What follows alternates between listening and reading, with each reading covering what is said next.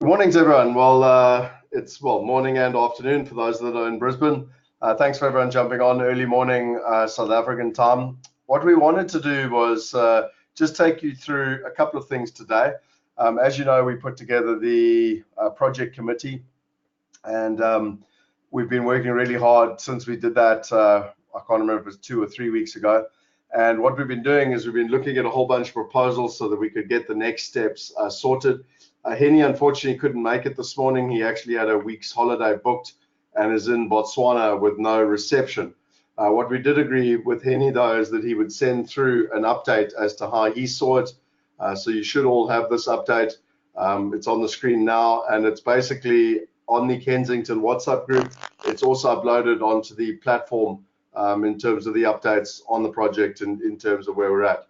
I think the whole purpose of today though was primarily to meet, and Richard has done a lot of work on the ground in Australia, and really what we wanted to do was to find a partner that could help us manage this project through the process. So it's all good and well taking over the land and doing the sell through with taking the control back from the developer, but we would still need to finance the project, and we would still need to build and complete the project. And so what we've basically done is that we've gone out and we've looked at a huge, a whole number of different parties that could come to the table and provide us with those guidance. We've had a whole bunch of meetings with them. And what we wanted to do today, and it's we're really excited about Matt from DFP and David, who have come online today, and just wanted to share a little bit about who they were, just so that you knew who the different parties were. The project team, recommends that these are the guys that we go forward with based on their experience, etc., etc. And I just wanted to firstly welcome both Matt and David online. It's wonderful to have you. I know that some of the stuff you're going to go through, I apologize because you're going to sort of repeat what you said to the project committee. But the intention of this is that for all the investors, they just know who's sort of the boots on the ground, what their background is. So I don't know, Matt or David, if there's who's the best person to start, or Richard, if there's anything that you would like to add to that just before we get going. Yeah, well, perhaps I'll just chime in, just give you a brief background on DFP and myself. Essentially, DFP's role inside of this engagement will be to provide feedback through to Highgate management, whose role will be to facilitate initially the highest and best use assessment against the site. So we provide the financing input into that, the construction of that development program, which is essentially going to articulate the highest and best use, which will be in the form of a high-level project cash flow and feasibility, and that cash flow and feasibility will be compared against what's the existing use, which is against a medium-rise residential project, which has obviously got significant excavation works completed. So that's really our role. So we're in Australia, we'd probably be speaking probably a little bit biased, but potentially we're quite recognised as debt capital advisory specialists and probably the leaders in the country, and have been for quite some time. My background is in commercial construction finance and has been for 15 years. I've worked in property finance units in the major banks here in Australia, and in investment banking capacity as well. So I've acted both on debt and equity as a responsible manager, and more recently, since 2011, as a specialist debt capital advisory firm in DFP. And I co-founded that business with my business partner, Baxter Gamble, in 2011. Highgate and DFP have worked together and are engaged in several proposals and have done hundreds and hundreds of millions of dollars worth of projects together in terms of joint finance and DM and PM advisory work for both private institutions and also for semi-government contractors as well. So that's a little bit about me. I'll let Dave give you a quick overview of Highgate. Yeah, thanks, Matt. As Matt said, we've been working with development finance partners virtually since their inception, which is some 10, 11 years ago. Highgate Management is a consulting firm primarily. We provide, if you like, development and project management advisory services across a broad range of sectors within the property industry. We've done a lot of work in the Brisbane area, a lot of work with, and we basically look at things from, if you like, and in this case, we'll be looking at things from a first principles perspective and taking it, looking at every option that is available on it, which we have already looked at it some time ago, and we'll then be looking at what the options are for the site and putting a recommendation in the current market.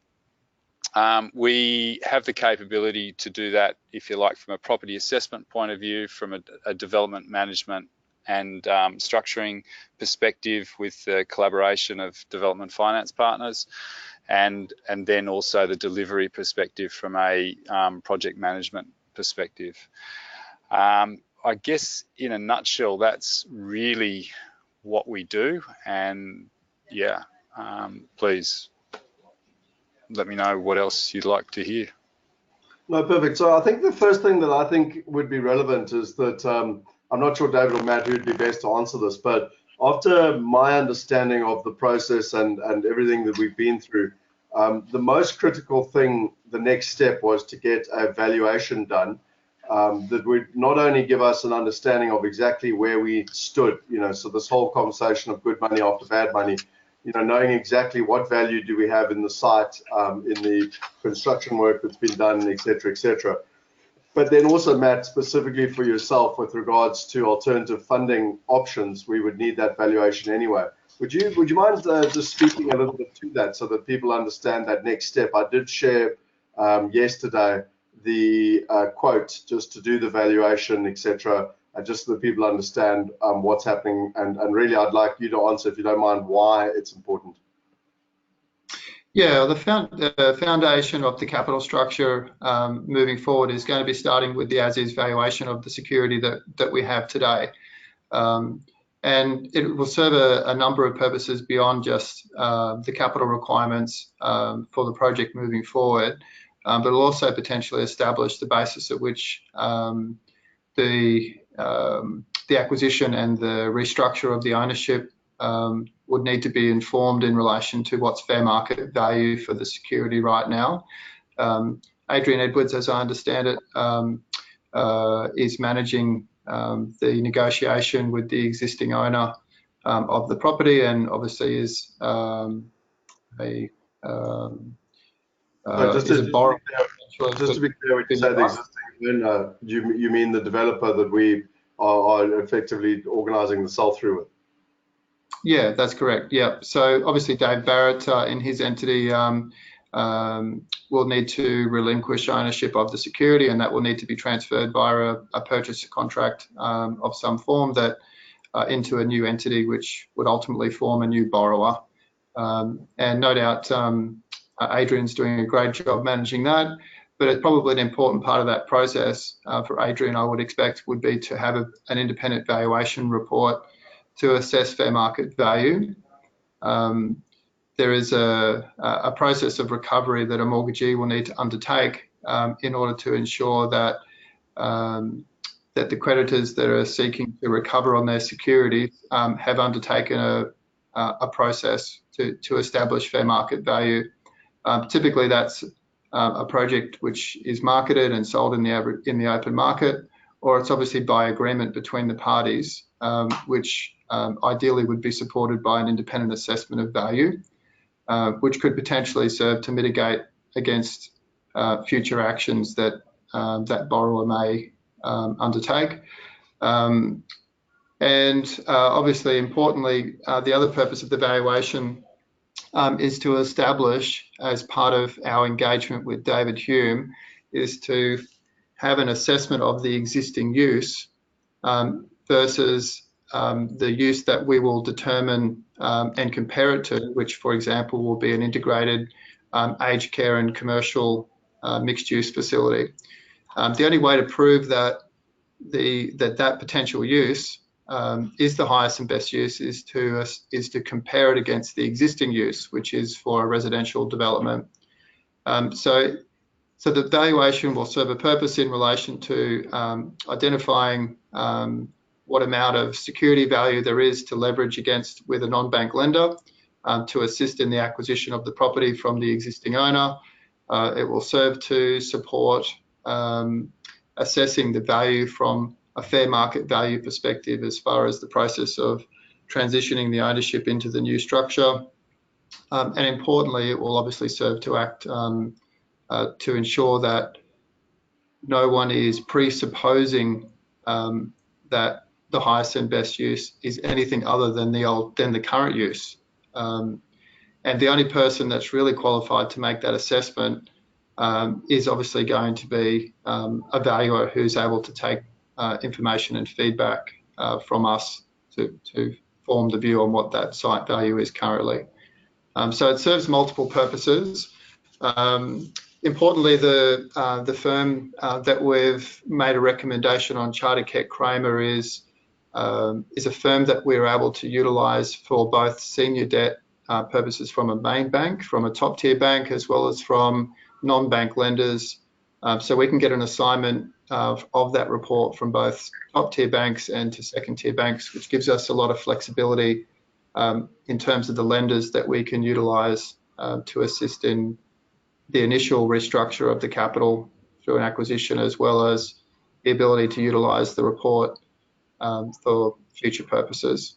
Charter Keck Kramer would be in the top tier of valuers in Australia, and especially with a project that has significant early works that have been commenced, the ability to produce a very high quality report and analysis at a level that most second tier valuers would not be able to produce in terms of quality. The report will obviously not only give you an as-is value, but it will also undertake an indicative feasibility, which will give you an assessment of the values of the existing apartments as if they were complete, the fundamentals of the apartment market in Chermside, and a view on the fundamentals of the broader market as well. So it's and it will be also having to incorporate the potential recovery of value that's associated with the cost to complete that has been spent in the ground to date. So it's a substantial report that's going to be completed. And whilst Dave is finishing off some other engagements at the moment, the work that Charter Keck will be completed will be able to form a big part of David's initial report, simply because it will be identifying the existing use in terms of its value. And that means that that component of the work that Charter Keck Kramer will be doing doesn't have to be replicated again by Dave. And just Matt, just one thing that's quite important that I understood from you is that when we originally spoke about doing a valuation, it was sort of in the region of $4,000 to $6,000, but you've recommended we go with this tier one, which is a little bit more. It's $9,000, but so that we can achieve all the things that you've already mentioned. So we sort of do it once and we do it thoroughly, and then it's done, and we don't have to do it again. That's my understanding?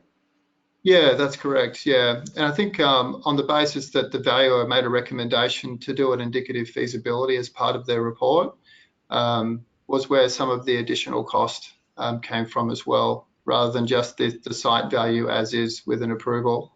The difference is that with a site value as is, it will be on a pure rate per square metre, on a rate per approved apartment, with little analysis or no analysis with respect to the actual potential of the development. So that's where the actual cash flowing of a development is going to need to be undertaken. The ability to complete an indicative feasibility with the value of the completed works, which is obviously important as it relates to what recovery of the existing investment that's been made in the construction of the civils of the basement, how much of that can be recovered. So yeah, so hopefully that answers your question. And just one thing that's a bit of a challenge as I see it is the timing. So as you said, Adrian Edwards is dealing with the first mortgagee. We're trying to arrange the sell through. Probably realistically, that would probably be the end of July. And again, Richard, if you've got any updated information, let me know. But probably we would be looking to do settlement with the first mortgagee towards the end of July. The challenge is obviously in the best case scenario would be we would have this report, this valuation in so that everyone's got the facts. As Henny has said a couple of times, it would be great to have this so we know exactly where we're at. It can, provide people with trust and confidence around the numbers and what the best plan is going forward.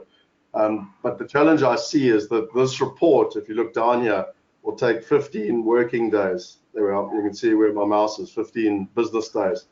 So that's effectively 3 weeks. We've pretty much given them the go-ahead, as I understand it, as of this week, which means that the best case scenario, we're only going to get that information towards the middle of July, which is going to be quite, it's sort of, we've got a double-edged sword, because on the one hand, we want to have this information in place, sort of before we make any, bold moves.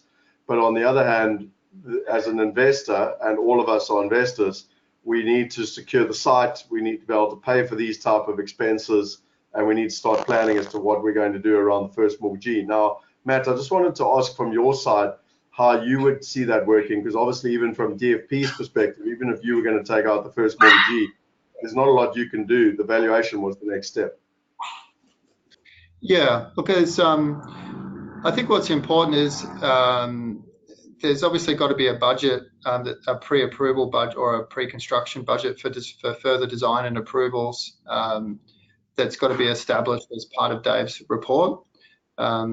Essentially, that's going to be an important part of an equity raise potentially that needs to be funded. The other component that needs to be funded is to ensure that when an analysis is done on the highest and best use, that a certain level of debt is not leveraged to the point where if we go and facilitate a 50% LVR against the existing site value to manage the acquisition of the property, that then doesn't leave a problem, because now we have an insufficient level of equity that would have been eroded with debt funding, where you can't complete the construction of the project. So it's important that in the initial phase, that Dave will produce a feasibility and cash flow and a budget for the whole of life of the project, and that DFP assume that all of those costs will need to be funded, and then we'll restructure the capital at the point where the DA has been funded or achieved, and then at the point where the construction funding's got to start. So they're the I guess the 3 key points, or there's multiple key points actually, at when the capital can be restructured, so that we're efficiently using the cheapest amount of debt and the smallest amount of equity. But there's no point in rushing to complete the site acquisition with a bunch of debt if ultimately it means that additional amounts of capital are going to be having to be raised in the future. The only way to get to that, to know that, is if Dave is in a position where he can complete his report and we have a feasibility and a cash flow that we actually have to fund. So it's a little bit of a chicken and egg scenario. In the last call, the solve for that is to simply raise enough capital at the moment where the existing debt can be refinanced or paid out with a form of equity.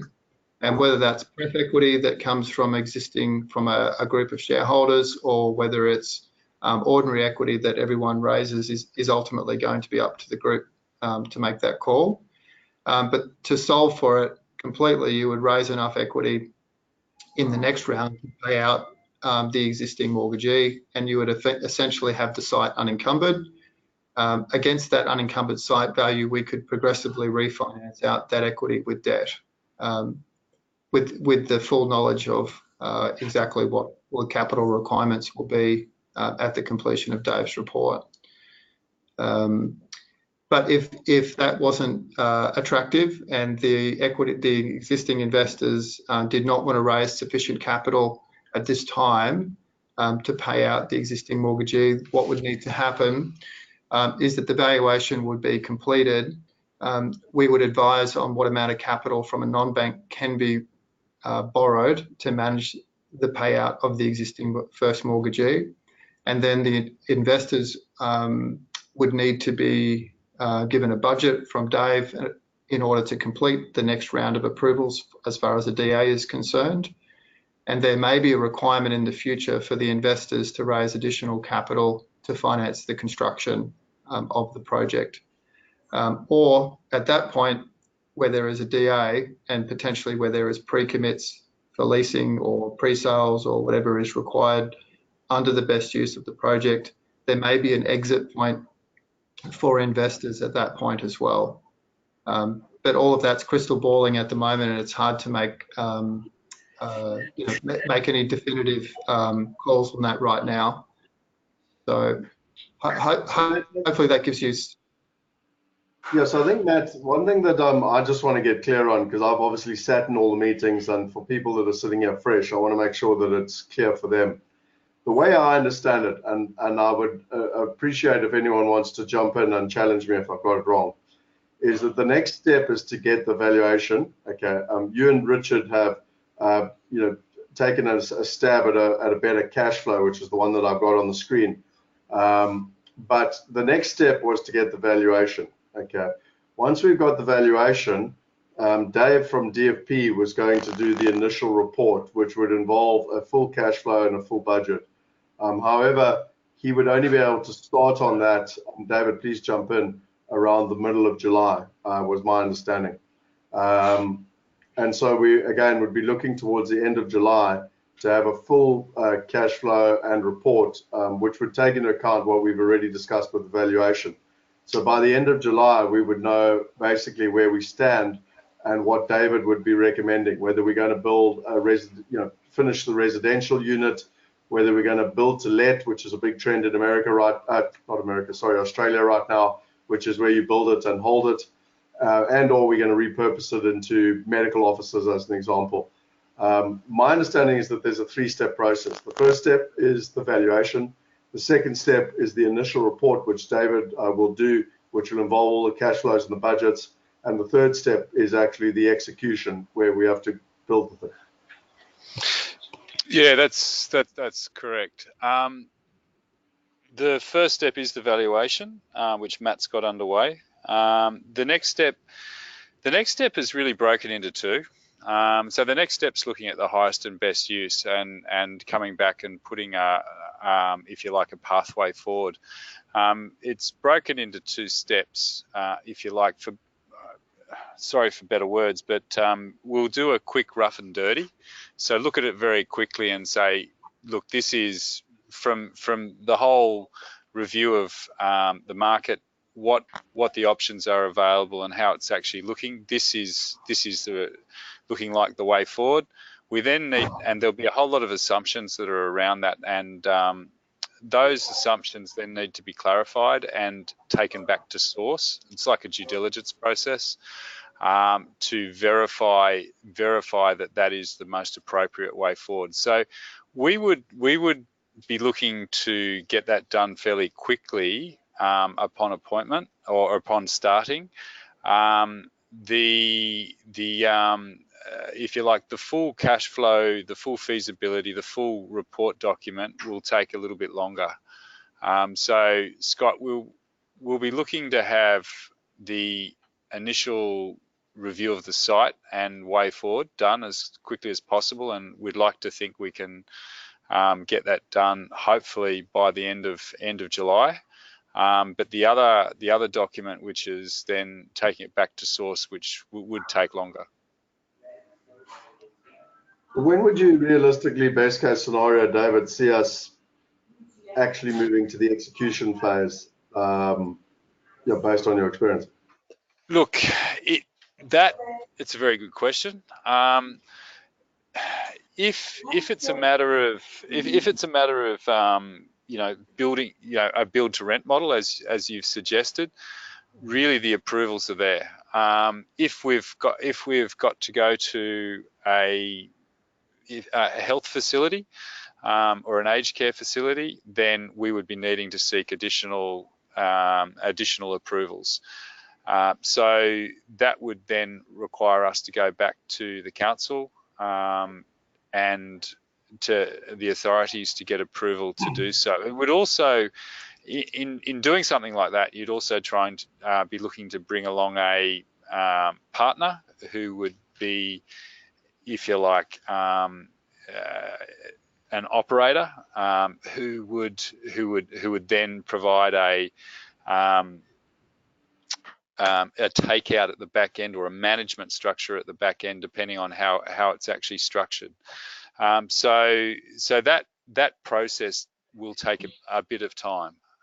Is really what it does. So you know, and any approval would involve, like, to a repurpose, would involve a redesign, and then there would have to be an approval period. So that, and then after you've got your approval, you then have to further design, and then you go out to construction and you build.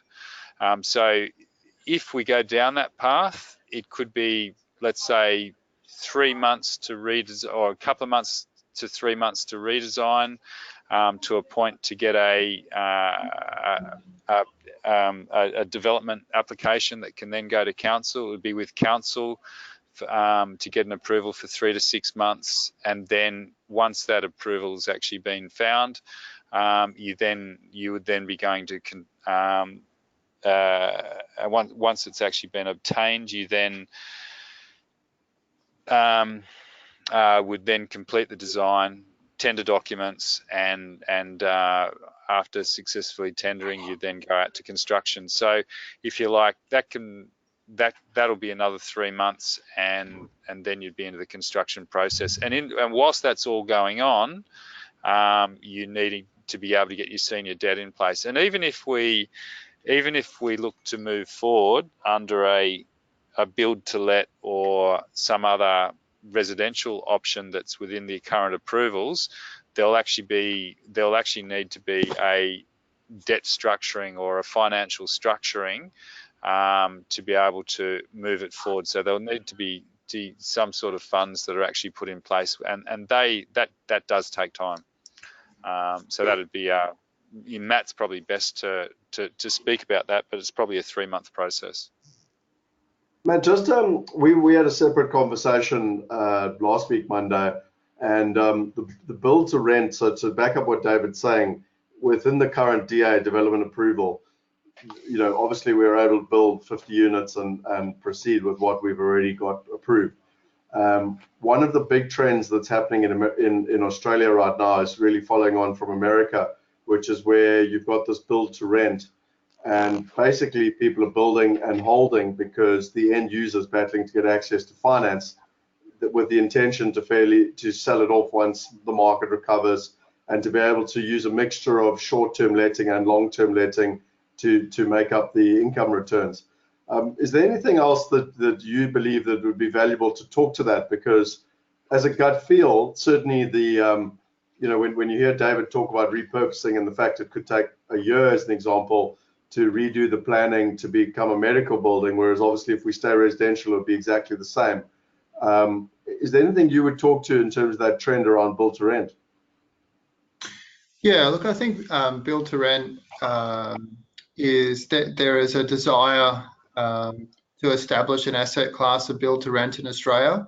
The challenge is that the return profile as a yield with very traditional build to rent, which is average tenure of circa 6 to 12 months. The level of unit supply in Brisbane is such that there's a fairly strong level of competition among landowners or landlords to attract tenants, so that the yields probably would be a bit low in the traditional market.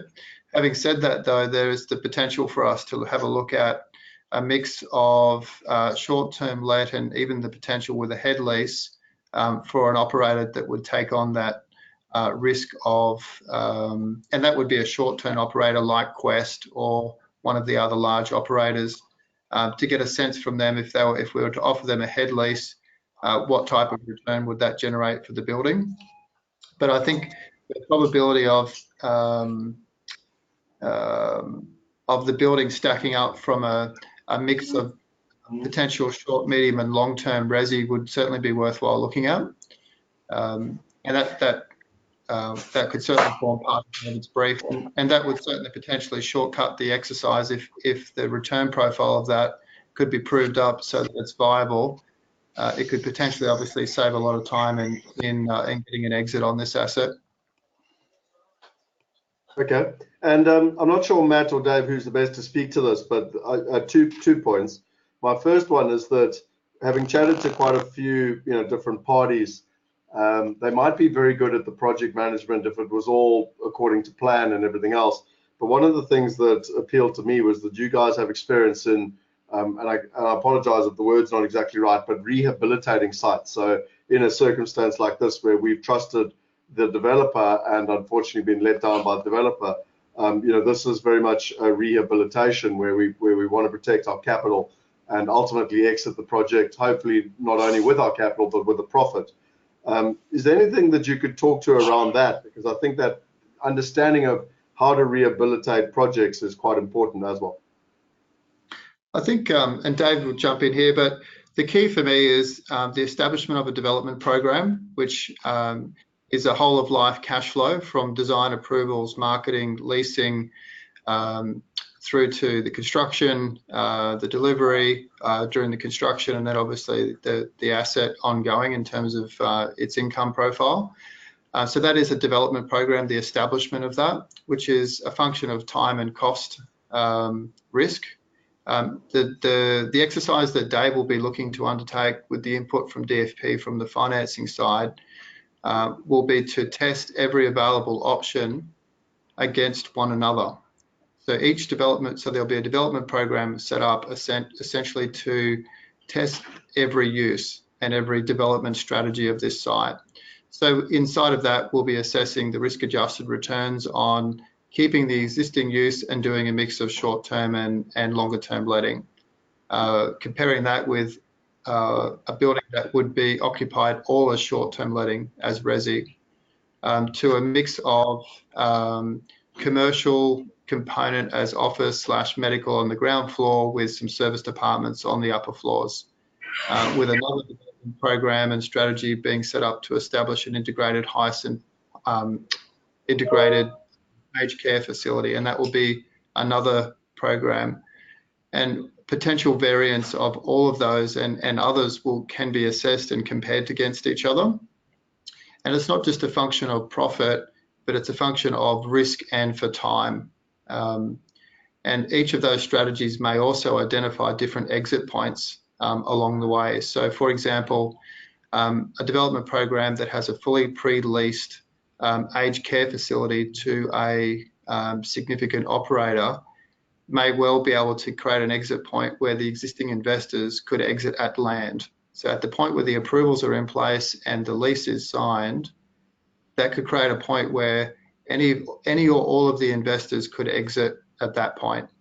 Whereas for other projects or other development strategies that will be identified, that opportunity won't exist for various reasons. The existing use has very low planning risk, obviously, and that's an important element in considering the start date and the end date and the planning risk component versus maybe a more attractive strategy, which might be an integrated aged care facility, but the planning risk is much higher. So there's qualitative and quantitative elements that need to be understood, but ultimately it's a comparing of one use in a development strategy versus the others, and then it's a reporting back to the shareholders with recommendations based upon the fact if we were completing the project, which one would we go for and why, but also more specifically against the point that the investors may be looking for multiple exit points as well. So hopefully that answers the question. So it's purely a comparative exercise after setting up detailed cash flows and programs for each use. Dave, did you want to add anything to that? Matt, I think you covered it pretty well. So no, I don't really need to add to that. And the only other thing is, importantly in that exercise, there's a whole series of assumptions to the inputs of those various programs. And the subsequent work beyond stage one would be to progressively firm up back to source documents each of those assumptions. So for example, inside of the existing valuation report that's been quoted, that will firmly establish the existing use, and it will be firmed up on the basis that, most importantly, the revenue assumption will be the strongest, coming directly from the valuer. There'll be other assumptions that feasibility and valuation will rest upon, which will be the cost to complete. And that's obviously going to be via an updated QS report at some point. And then the next round will be, okay, we're going to go beyond now testing or beyond the QS report, and we're going to get a cost assumption or a cost estimate from 3 builders.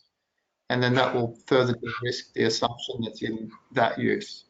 So it's an iterative process of progressively comparing each of the different uses, identifying the one or two that we want to progress with. And there's nothing to say that you only start with one.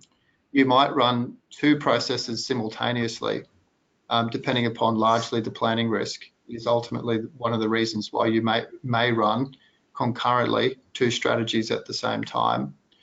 But then the subsequent work beyond this initial engagement is, regardless of which one or multiple that we choose to run with, it'll be a process of then not with educated assumptions, but really proving those assumptions back to source documents as we progress beyond the first stage. Okay, and then it's a very scientific process, I guess, and a very evidence-based process. Hence, the science-based process is how we undertake it, and that process is best practice.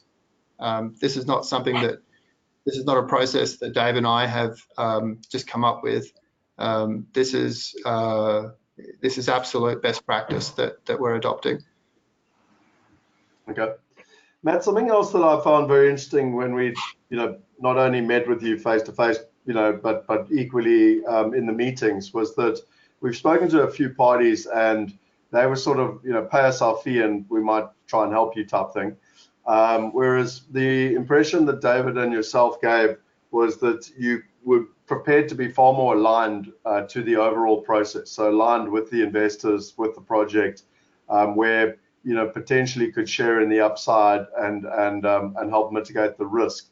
And I know that from my perspective and Henny's perspective, that was something that was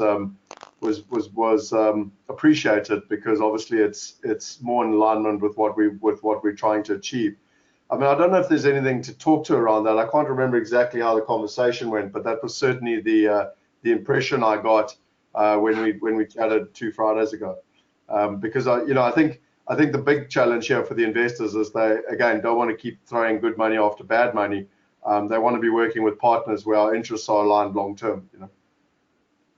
Yeah, I think that's a good point. I'll touch on it briefly without hopefully going on too much about it. But in the first instance, the fee structure is designed to cost recover on our time. These types of engagements is not either Dave's core business or mine, because ultimately we're engaged in opportunities which are substantially more profitable in terms of a return on time. But we price it in such a way that we can cost recover at least some of our time to get to a point where there is a commercially attractive opportunity for both Highgate and for DFP to complete the project that we are recommending is the highest and best use of the project. So we're ultimately doing the initial work, not for a consultancy fee, but for the opportunity to hopefully participate in the project with the investors to deliver upon a great outcome for us and for the investors, but also the ultimate end users of the project.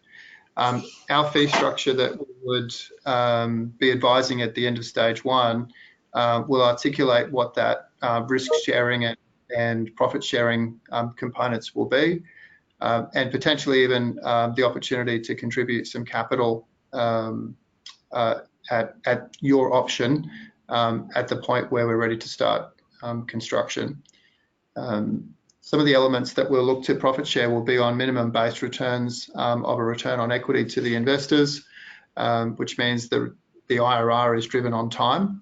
So the sooner we can get the project completed, the higher the IRR will be, which will mean the more upside for DFP and for Highgate. Other areas will be in cost savings on a construction interest budget. Obviously, the sooner we get a project completed, the more interest cost saving there is, which means that we'll look to profit share on the savings of the interest budget. And the same will apply with respect to the contingency budget on construction. So if we don't utilise 5% in construction contingency and we underutilise 0.5%, then we'll generally look to profit share with the investors for making sure that the construction contract is set up and the program is set up in such a way that it limits any potential variation risk back to the developer. So that's really I guess our core interest. It's not so much this initial work. Hopefully that answers that question, Scott. Well, Matt, thank you very much for that. Because, and just to be clear, and I don't know if anyone else on the call wants to speak to this, but some of the other people that we did deal with, saw it felt much more like a consultancy arrangement. Pay me X, and I'll give you a report. But whether you succeed or fail doesn't really matter. That's the feeling. That's the feeling we got. Tell me, my last question, and I'm conscious of time here. My last question was just the site in general. David and Matt, you both know the site. David, you've flown up to see the site. Just talk us through a little bit, because Chermside as a whole, and sort of you're just, again, I understand this is not a deep analysis or all the feasibility stuff you've been talking about, but in general, just the site in general, you had some comments, when we went through it. Dave, I'll let you chime in there, and I'll chat to any points that are relevant after. Look, Chermside, the site itself is very well located, or centrally located. It's near a very large hospital. It's also near a main transport link, and also shopping centre facilities. The actual zoning itself is quite lends itself to that very central type location that it is. It is a mixed use centre frame zoning, if you like, which allows it to which does it allow to have a lot of uses. But the actual location of itself, with regards to short-term, long-term accommodation from a residential perspective, it also lends itself to that. And so there's transport, there's a very, very large hospital nearby, so and it's it's a reasonable it's a reasonable commute distance back to Brisbane. Matt, Yeah. do you want to say much more about it? Yeah, I live close to the site, and I'm very familiar with that location, and are frequenting Chermside Shopping Centre on a weekly basis, and have lived in that area for probably the last, since about 2000. So I'm a bit of a local in that area. I think what's important is that the level of amenity there is extremely strong. So Chermside would probably be one of 3 CBDs in Brisbane, which would be Chermside, Mount Gravatt, and obviously the CBD itself, and potentially Indooroopilly. So it's attracted a lot of investment and construction because obviously the local council has incentivised development around all of that amenity.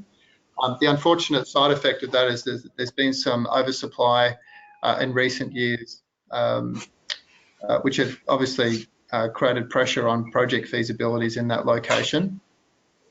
So it's a matter of identifying the uses for this project, which leverage off all of the strengths of the location, and it mitigates against obviously the oversupply issues, and not only the oversupply issues today, but there's little impediment in that existing zone for substantial further residential to just simply meet the market if ultimately the fundamentals return. So, but what you've got going for you is you've got a relatively flexible zone, still in the epicenter of and directly in the middle of one of the biggest hospital in Brisbane, being Prince Charles, and one of the biggest shopping centres in the southern hemisphere that's down the other end of the street.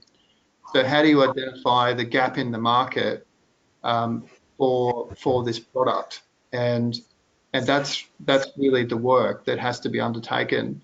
And it might well be that you openly welcome short-term residential and keep the existing DA. There's nothing to keep Airbnb, there's nothing to keep Made Comfy, there's nothing to keep Quest, there's nothing to keep any specialised user or manager of short-term accommodation from this asset. Whereas other developers and other body corporates will be doing all they can to keep Airbnb and other short-term providers out of their projects for various reasons. And I think that's really the work that obviously we're going to undertake. But the location itself is, it's extraordinarily strong, which has been a two-edged sword. It's attracted a lot of development. How do we position this asset in the market to take advantage of all of the strengths and mitigate against all the weaknesses? And that's what we're looking to do. Cool, guys. Quick question, yeah, and Michiel, Stefano, or anyone else, Richard, Nico, anyone else that's on the call, please jump in if there's anything that I've missed out. There's one question here from Sue Stahl, Matt, that there are other questions, but what I suggest we do is I want to focus just on anything that involves Matt and Dave, and then we can say thanks to them and cheers, and I'll answer the other questions because it doesn't involve them.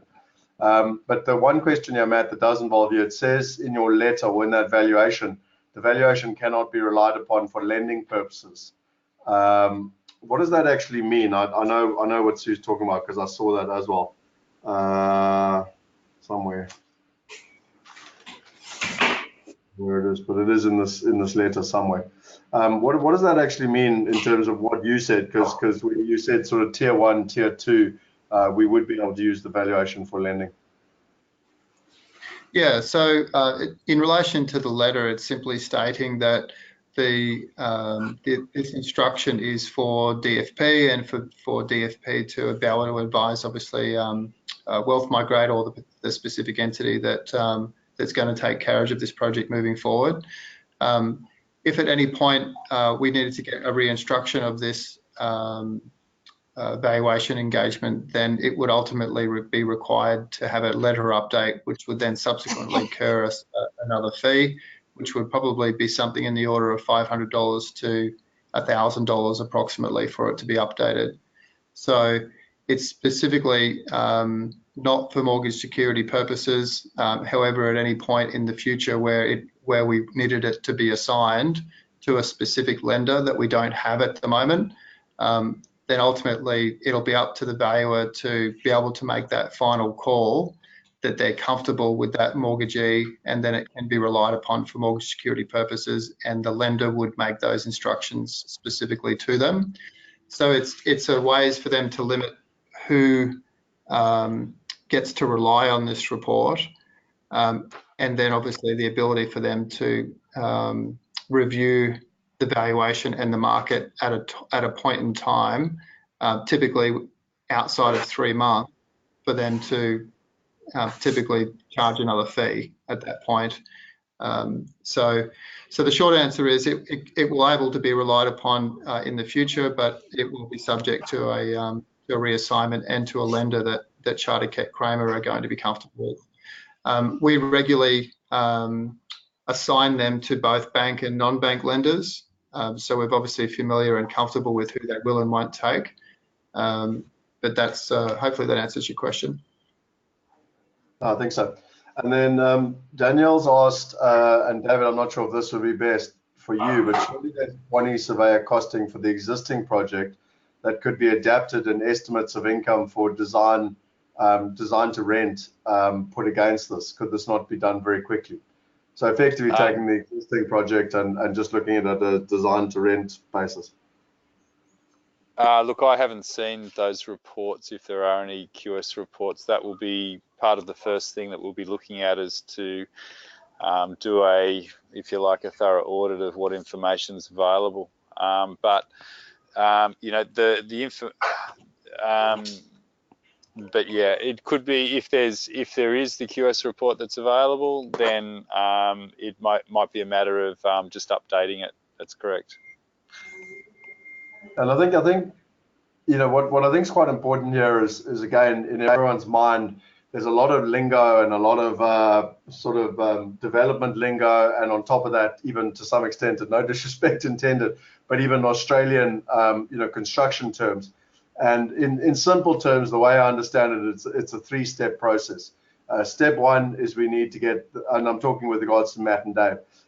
Step one is we've got to get the valuation. Step two is that David is going to work on the initial report. And then step three is we actually go into execution. And so what David's talking about is effectively step two, where we do the initial report based on the information that we've got, plus additional information to decide what the best use is. That's how I understand it, David. Please tell me in my simplification if I'm missing something. No, look, that's correct. That's correct. And look, the QS information and those sorts of things, you know, we will need that to be able to, and we will need the input from you know, various experts to be able to ascertain and confirm costs and feasibilities. We can put you know, high level, and we do high level if you like, estimates. We will do that as part of, as I said, that rough and dirty side of things, the initial estimate. However, we then need to take it back to source and get those estimates confirmed in that next stage. Great. I am conscious of the time, and I promised Dave and Matt that I would not run over the hour, so we have 5 minutes left. Michiel, Stefano, Nico, Richard, is there anything else that you think is relevant that you would like to highlight based on our conversations with Matt and Dave? If anyone's got any questions, please fire it through. Otherwise, I will say cheers to them. There is some stuff that I'd like to run through with the investors, but it doesn't need to involve their time.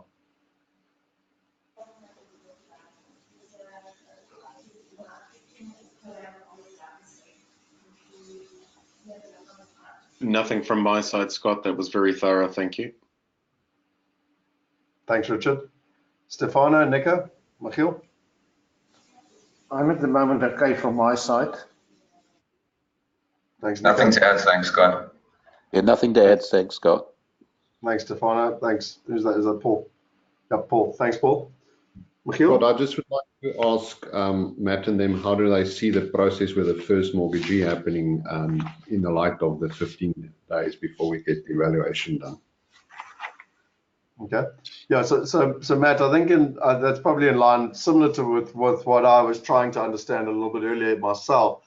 Is that if you see this thing that I've put in yellow for everyone on the screen, you know, the catch-22 here is that you've got the site and you can basically sit around for months and decide, you know, what is the best use and, you know, the best way forward. But obviously we've got a bit of a gun to our head because we're agreeing with the first mortgagee to take them out. And how would you recommend that we go forward? As I understand it, and I'm going to repeat what I heard from you this morning, is that we've got two options. One is that we take it out ourselves, in a sort of, you said, preferred equity, I think you said. Or two is where we engage with, DFP to be able to do it. And my understanding is once the valuation's done, you could have something in place about 7 days later, was plus minus the timing. So if we called the valuation being done in the middle of July, DFP could have something done within about 7, I don't know if it's 7 working days, but it'll be around the 22nd of July, which is obviously pretty tight for the end of July.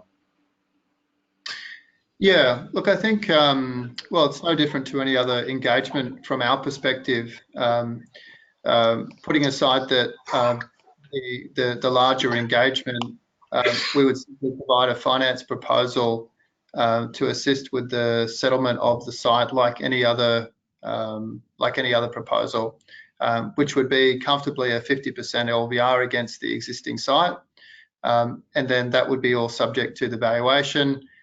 We'd complete the normal due diligence, make a credit submission, and do all of those things whilst the valuation is being undertaken. And then at the point, ideally by the time the valuation is issued, we would have a finance approval in place subject to the valuation. And then that way you would then know exactly what amount of net loan proceeds would be available to assist with the settlement of the acquisition, and it would be up to you at that point to decide if you wanted to proceed forward with that. So that would be the process. It would be pretty straightforward.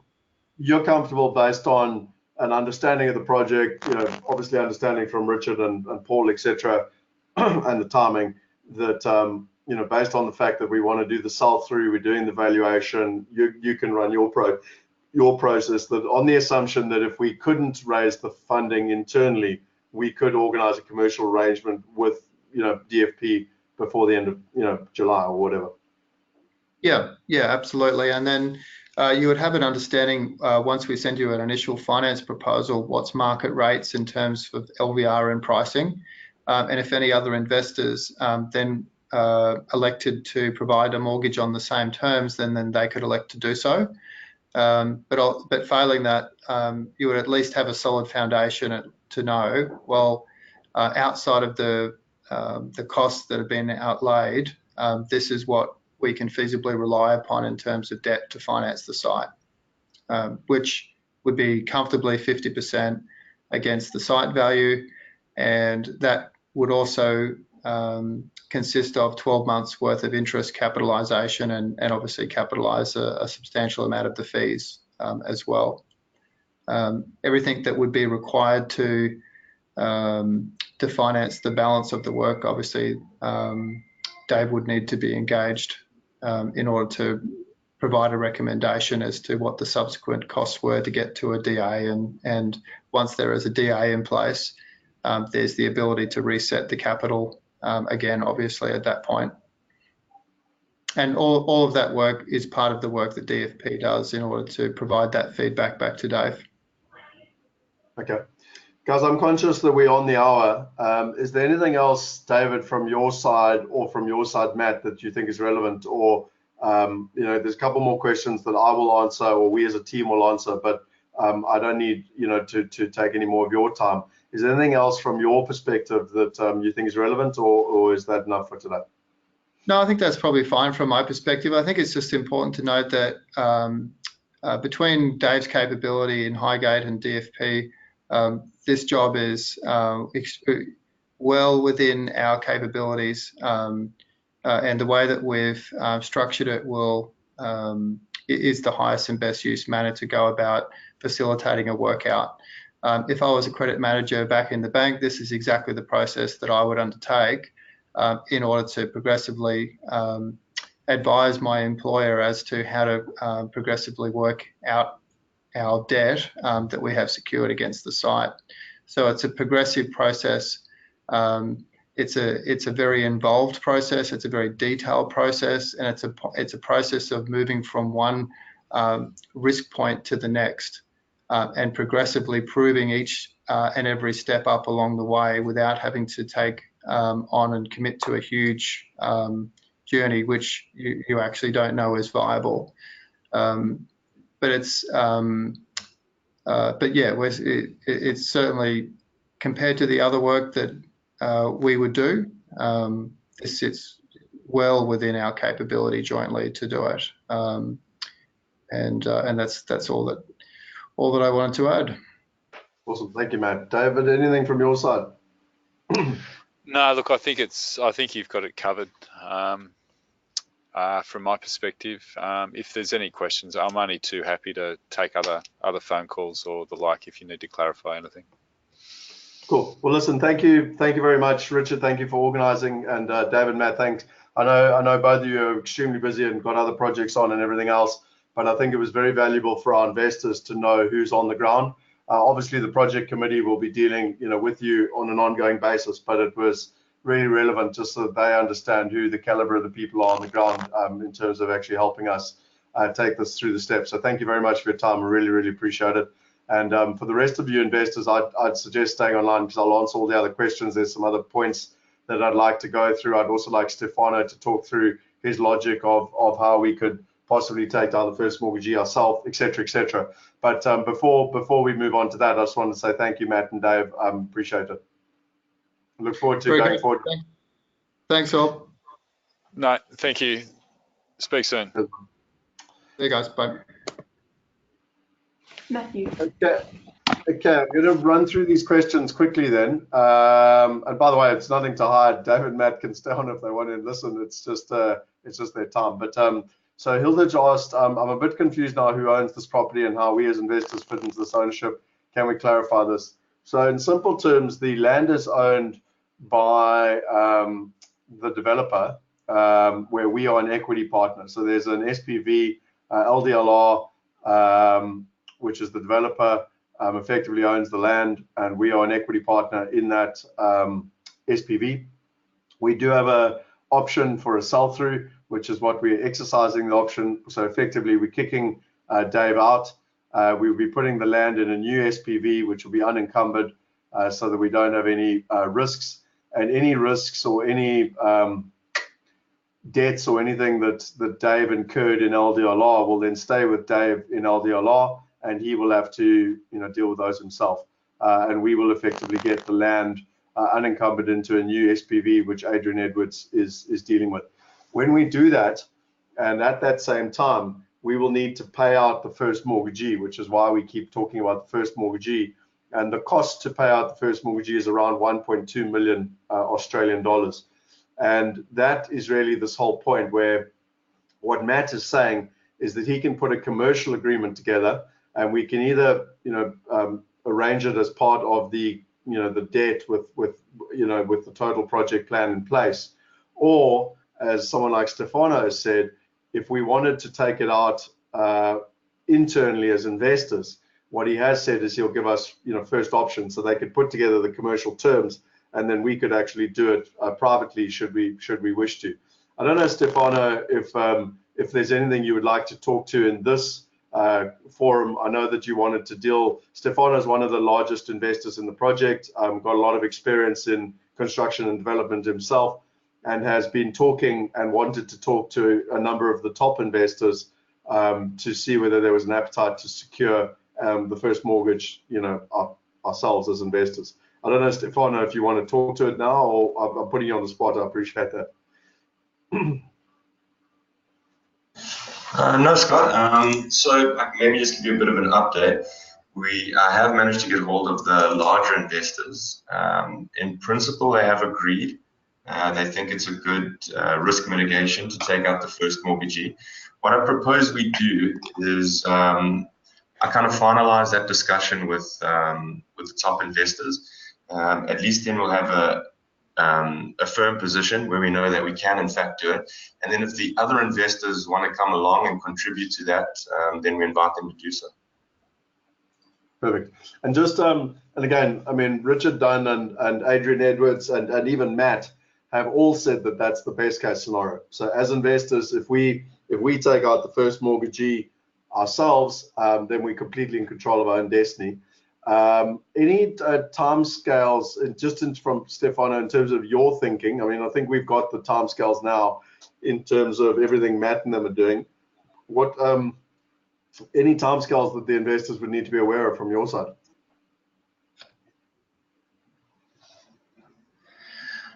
No, I think so. Matt just spoke about taking 2 days to set up a new entity, but obviously it would be the reason why we've gone to basically only a few investors is because we're worried about that situation, right, where we get that final settlement from the first mortgagee and we're talking about these 30 days we have to settle, and we just can't raise the money with such a big group of investors, and we start sitting with this disproportion. At least we can go to these top investors and hopefully settle that money relatively quickly.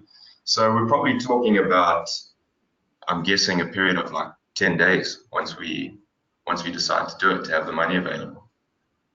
Yeah. Okay. So I mean that's a work in progress in terms of you know, obviously there's a lot of work that was done last week, but you know, that's a work in progress. And again, it was basically an update to let everyone know. And again, that there's nothing holding that up. That's running in parallel with all the processes and everything that you've just heard about from Matt's perspective. And again, to be very clear, Matt has said that that would be our best case scenario as well, and that he would quite happily, it would actually make his life easier. And again, if anyone else wants to jump in and quote his wording, I can't remember it exactly, but it would make his life easier in terms of the overall project, you know, funding and finalization anyway, if the site was unencumbered.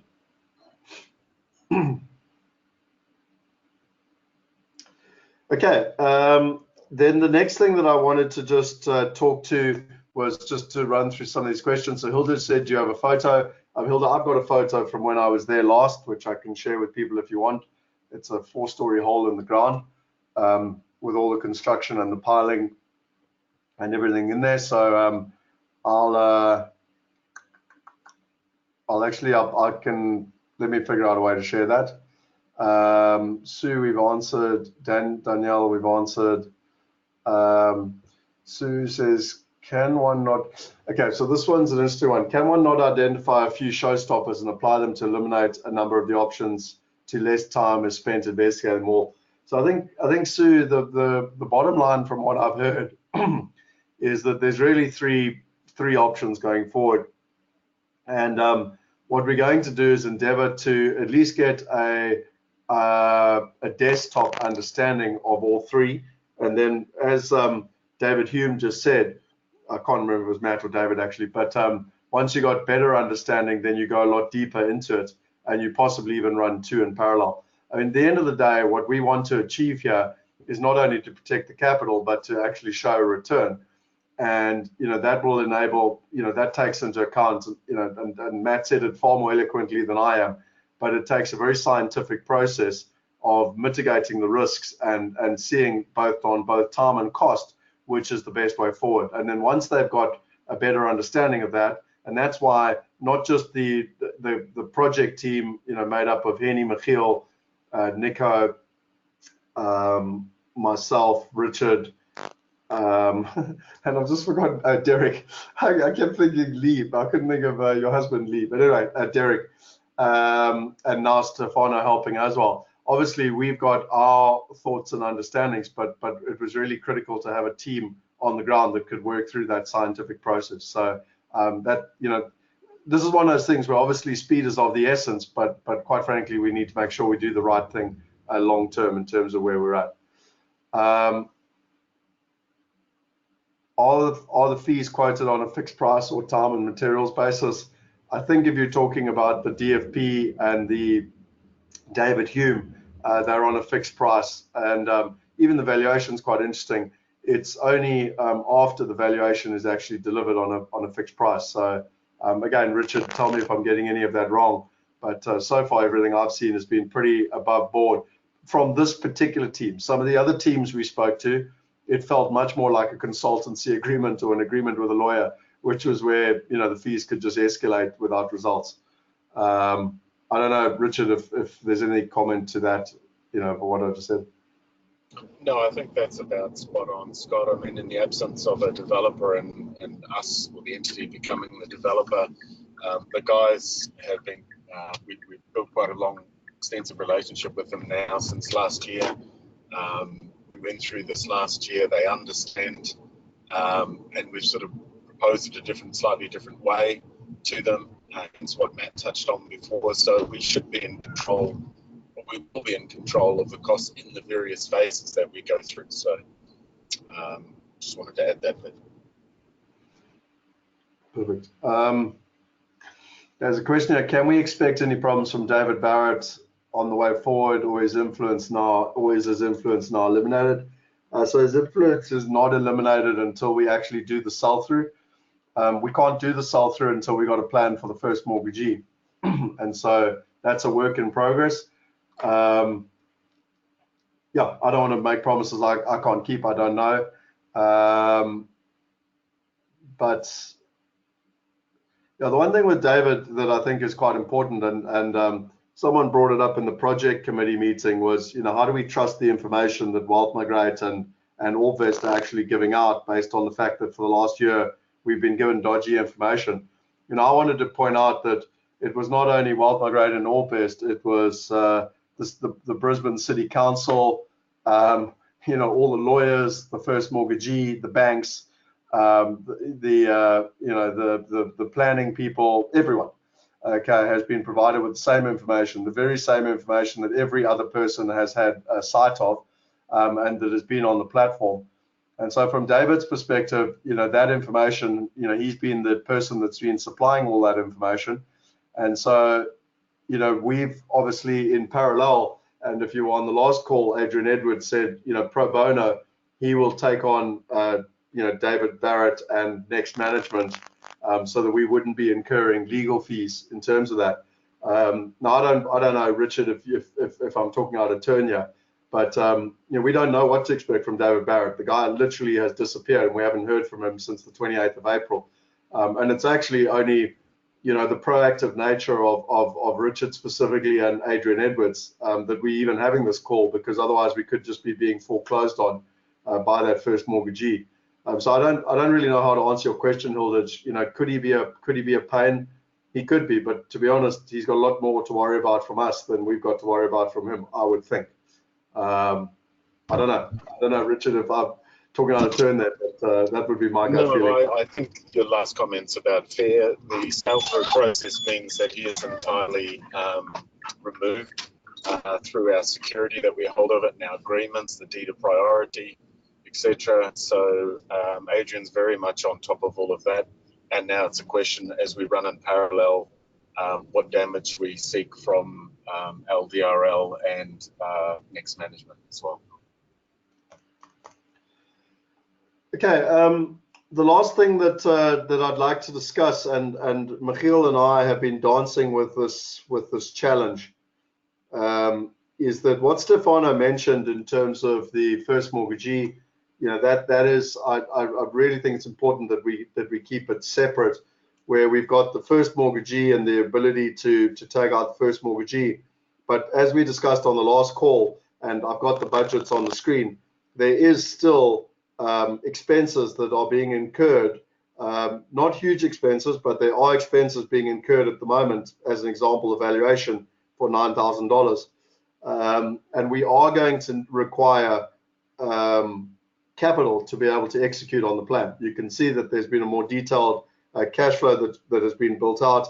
And as hopefully you've understood from this call, there's going to be more and more detail that's going to be coming about. And Michiel, I wanted to ask you, because I know that it's something that deeply concerns you, is that if we sit and we wait for the valuation and everything to be in place around, I'm going to say, the 15th of July, it doesn't allow us a lot of time to be able to execute. Now, on the last call, we said that we were going to send out a document and people could fill in whether they could or couldn't participate, or whether they would or wouldn't participate. We've obviously looked at a whole bunch of options there to make sure that it's fair, because we don't feel it's right that if someone doesn't participate, they're no worse off than someone who does participate. So we are looking at ways to incentivize the people that participate, and make that right. But the challenge we've got is that it's a bit of a catch-22 on timing, because ideally you would like this valuation in and have all the facts before you actually proceed. Yet, as you can see, there already are costs that are being incurred, and if we don't pay those costs, we have the option of losing the entire thing. We have to have a lawyer that's going to help us with the sell-through. We have to have the valuation, etc., etc., etc. So I don't know, Michiel, if you want to talk to that, because I know you've got deep concerns with school holidays and everything else that's going on at the moment. Yeah, Scott, if you don't mind, let me just share my screen. I just want to show the investors the timelines. I think the key issue for us is on that the option of not continuing. Scott, I just want to check in. Can you see my screen? Yes, yeah. Okay, So I think the concern that we have is that we have pretty much got till the end of July to secure the first mortgage, either by virtue of own investors taking up the first mortgage, or alternatively with Matt's group. So from that perspective, we simply just don't have the time to wait anymore. So Scott, from my perspective, the valuation will only come in mid July, and we can't just wait till mid-July before we continue. So my suggestion is that we proceed with the call with 12% in parallel to the first mortgage call. As you outlined, the cost is the same either which way. We're going to have to pay that cost. If there is then an over raise and we can hopefully finance out the 12%, of course, as soon as we possibly can, and that will not be spent or will be returned. But I think for the investors to have the options to choose best and final use as explained today, we're going to have to put a small insurance policy in place by virtue of this 12% to enable us to have that time. And I think to this end, Scott, I think I just want to highlight that we effectively got 30 days left. I'm pretty sure the first mortgagee, existing folks mortgagee, will send their letter. It's imminent. It's pretty much almost with us. And then once we receive that, then the clock actually starts to tick 30 days. So my request is that we run the two first mortgagee, if possible, in parallel to the capital raise, so that we just make sure that we don't slip on this specific issue. Okay. Jakes, I know you're also online, and on the last call we had said we'd send it out by the Friday and whatever. I was part of making the call not to send it because obviously we wanted to get our ducks in a row, have DFP and know where we stand, and even on the first mortgagee. What is your suggestion, Jakes, in terms of getting that out, getting the initial response, making sure that it's fair for those that participate in comparison with those that don't? What do you suggest the next steps are, Jakes? Yes, good morning. Thank you, Scott. Yes, so the letter we can finalize and we can get that out. Effectively, the letter would be a call for the investors then to do a 12% capital call. And in addition, the contribution or the call in respect of the first mortgagee. So we can finalize that later today and we can get that out. I can just look at the timelines again. I think Michiel pretty much explained to us now the timelines are fairly tight. And so I would really urge our investors, that if we say for 7 days or we set a date there, that they would appreciate the urgency of the matter. And so if the investors can then complete the letter and give us their feedback like in quickly as possible, we can ascertain the total position anticipated to be raised from the shareholders, and then we can deal with that. But I think once the letter is sent out, we can start that process, and that process will then pretty much quickly tell us where we stand or where we should end up with the raise from our investors. I think that should be our aim, to get the letter out, investors to complete and send back, and we will then be able to get an idea of the proposed or the amount to be raised. Okay, so Jakes, you're gonna take the lead on that and get that out in the next couple of days, is what I'm hearing. We can get it out today if all of the let's say the members of the committee are happy with the wording and the drafting of that. We can circulate that for finalization today, and then we can get the team to send it out. Yes, definitely. Great. But maybe just a last comment from my side to the investors is that the investors that we spoke about quite strongly felt that investors that are contributed must be compensated for. If investors do not contribute, they would obviously have to be negatively impacted. So Scott, I just want to put that out to the investors, that there's a very strong feel that we must act as a group and if you do not contribute, the guys that are contributing on your behalf will be getting additional gain. We'll set that out in the letter. So maybe just test that with our investors. That was the feeling that we've got, that we should really do it as a group and not piggyback on each other's back. So Michiel, just to be clear on what you're saying there, the feedback that we had was that initially it was, if you can contribute, great, but if you can't, there was going to be no penalties. What we are saying is that the people that contribute are going to get looked after first, both in terms of protecting their capital and obviously providing them with an incentive to do it, because it's in the best interest of all the investors to make sure that we secure the project and go forward. You got it, Scott. Okay. I just want to make sure that we're clear on what we're saying. Okay. I think that's all from me. I've been through all my notes that I had in preparation here. There's a question from Hilditch about, does Australia also have penalties if mortgages are paid back within 3-month notification? No, Hilditch. I mean, that's why we're dealing with the first, I presume, well, you can only be talking about the first mortgagee. That's why we're agreeing the settlements and the finalization with the first mortgagee, etc. So there's nothing to worry about on that side. Any other closing comments from, just by the way, Derek Rush sent his apologies. He has a full-time job in Saudi Arabia, and just there was no ways he could be on today's call. And unfortunately, the timing was dependent on when Matt and David could actually make it. So thanks to Stefano and Nico for being online as well. Is there anything else that I've missed? Richard, Paul, Michiel, Jakes, Stefano, Nico. I'm conscious we're coming up to the hour. I do have a hard stop in 6 minutes. I have another call I've got to get on.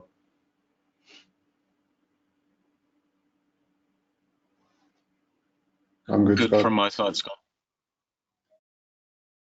I think what we need to do is get the 12% letter out as soon as possible, and let's see what response we get there so that we can get some working capital. I don't think we have time to wait for that anything else now. Thank you, Nico. And I mean, just on that basis, we as a project committee are making decisions on good faith, like executing on this valuation, etc. That is $9,900 or whatever. Like we have to have a valuation. Like it's absolutely the critical next step. But we equally have to have the working capital to be able to allow these type of things to take place. So I echo and enforce what agree with what you're saying, Nico. Thanks. Something else, Scott. Do we have any access to the bank accounts of the company in Australia? Was there no cash left in that account? We don't. Well, I'm not aware of us having access to bank accounts, Nico. My understanding is that there wasn't any cash because even the 17,200 monies that were being paid every month by David Barrett, what he confirmed to Richard and I and others, both in person and in writing, was that he was paying that out of his own mortgage. He was remortgaging his house and paying it. So it's not like there was money or working capital sitting in a bank account. Again, that's my understanding. Richard, tell me if I've got it wrong. No, that's what he told us, and no, we don't have access to it, but that's things that Adrian will be working on in the near future. And again, Adrian, just to be clear with everyone, Adrian's worked on the #1 priority, which was to secure the site and secure the first mortgagee, because that was the shortest short-term risk that we had to deal with. So that's where he's been prioritizing his focus. Once we've got that sorted, he can then move over to how do we deal with David Barrett.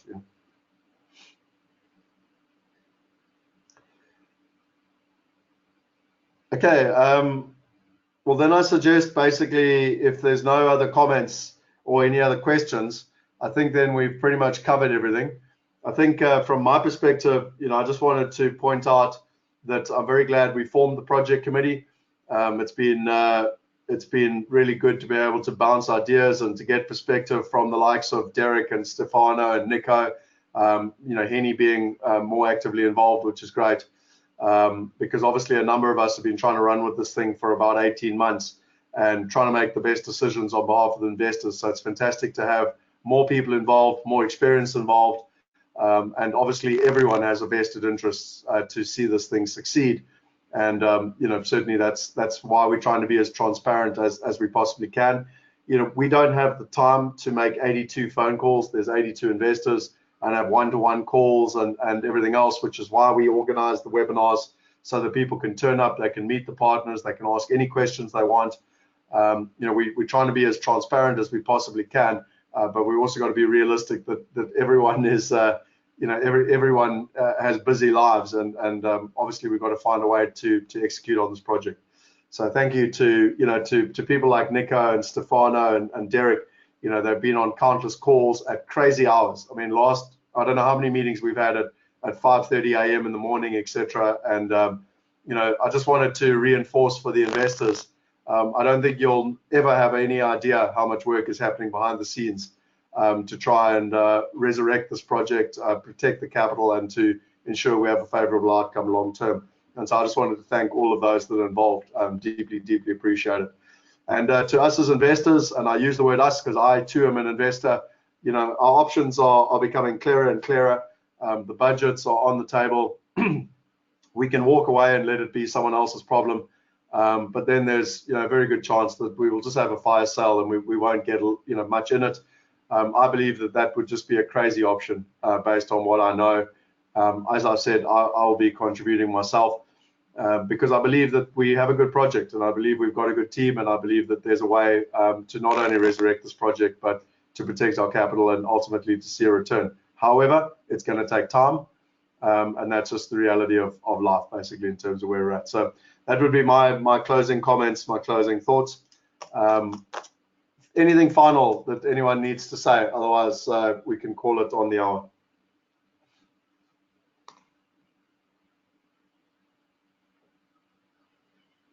There's a quick question here. So Paul's just said how much capital is required by the investors. So you can see here, Paul, it's in yellow. The initial phase was 388,500. But I know that Michiel and Jakes have spoken about a 12% capital call, which actually just means we wouldn't have to do it twice, which was around 550 in total. And again, anything that's not used will be returned to the investors. How do we know what proportionate share of costs will be for 20K? So effectively, just if it's 20K, Paul, you just take 12% of it. So it would be whatever that is, $2,000. What is it? $2,400. And then Danielle, once we have the first mortgagee under control, do we have to pay this monthly thereafter? It depends. Depends, Danielle. If we do it internally, it depends on how we structure the deal. If we do it externally, it depends on how we structure the deal. But either way, we have budgeted for it in here, and you can see that as part of that 388, there is a finance holding cost. So we have budgeted for it. Obviously, if we could, not incur interest and only have interest incurred at the end, but we've got to be realistic. In the budgets, it's there because there's a good chance that we would have to pay for that. Cool. Okay. Thanks, everyone. Thanks for your time. Appreciate it a lot. And we look forward to the next update. Please watch out for that message from Jakes around the documentation. It's critically important that we get that moving as well. Cheers.